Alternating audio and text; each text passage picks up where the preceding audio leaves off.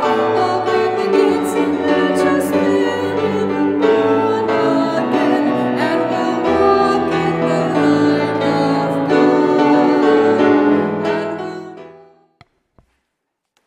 when it comes to movies, I can honestly say that I don't have just one genre that I consider my favorite.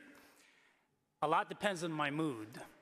I can sit and enjoy a silly comedy as much as I can be glued to a suspense thriller with an unpredictable ending, or an action-packed science fiction, or an animated adventure, or a biographical drama, or a musical with plenty of singing and dancing.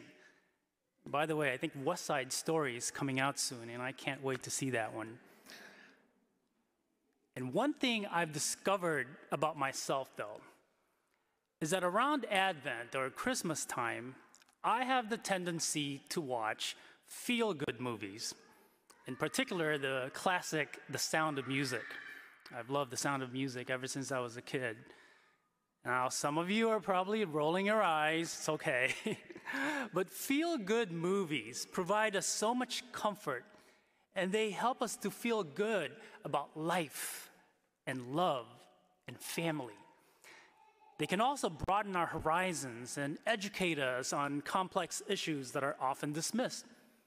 They can motivate us to become better people. Now, I suppose I gravitate toward feel-good movies at this time of year because I just want things to work out, especially in our world today with so much hatred, violence, and injustice. I want love to win out. I want joy and hope and peace to be the feelings that I'm left with when the credits start to roll. Just like in life. Today we begin Advent. We begin a new liturgical year. At the start of the Advent season, we are reminded of the Lord's promise to return. We even hear that promise at every Mass, following the Our Father, when the priest asks the Lord to keep us safe from all distress as we await the blessed hope and the coming of our Savior, Jesus Christ. And every year on this Sunday, we are invited to look down the road and see the big picture. Just like a big IMAX screen, but this one is real. This is the perfect time of the year to really reflect on the entirety of our lives, the entirety of our personal histories, the entirety of our faith journeys. This is a great opportunity to immerse ourselves into all that Jesus did and taught, and to relate it to our own redemption, here and now, in 2021. For by dying, he has destroyed our death, and by rising, restored our life. In Luke's gospel, Jesus vividly describes, in apocalyptic words and dramatic images, what it will be like when the Son of Man comes with power and glory. He tells his disciples to be vigilant at all times and to be ready to stand before him in judgment.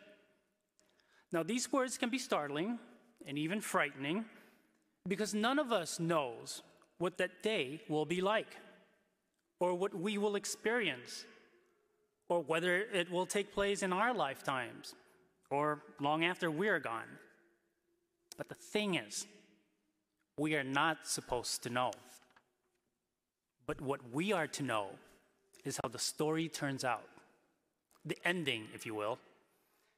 It turns out with hope and promise and eternal destination of each of our individual stories.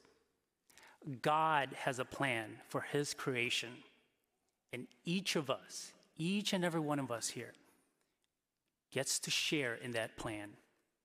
We get to travel down a path way better than the yellow brick road in the Wizard of Oz. We get to travel down a path to a home prepared for us. Sure, there will be surprises along the way, and things we could not have predicted, even things we would never have chosen. But we don't need to worry. We don't. We don't need to worry about how it will all turn out. We don't need to worry whether we've gotten enough right for God to love us. Because newsflash, He already loves us. He loves us deeply and relentlessly. What could be more comforting than knowing and believing and trusting in a God who loves us beyond our wildest dreams? This is the same God that we patiently await this Advent.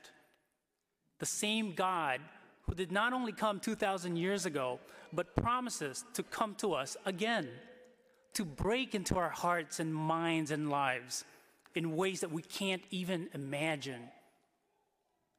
Just as we can fixate our eyes on a really good movie, we can start this holy season of Advent with our eyes fixed on two places: on a manger in the little town of Bethlehem long ago,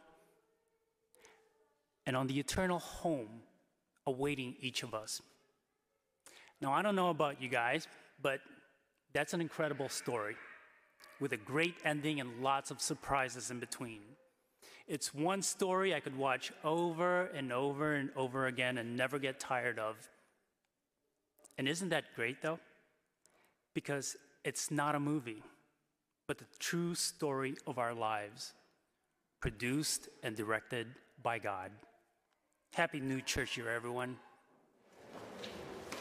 Thank you for joining us for this celebration of the Mass. This virtual Mass is broadcast to hundreds of people every day of the week.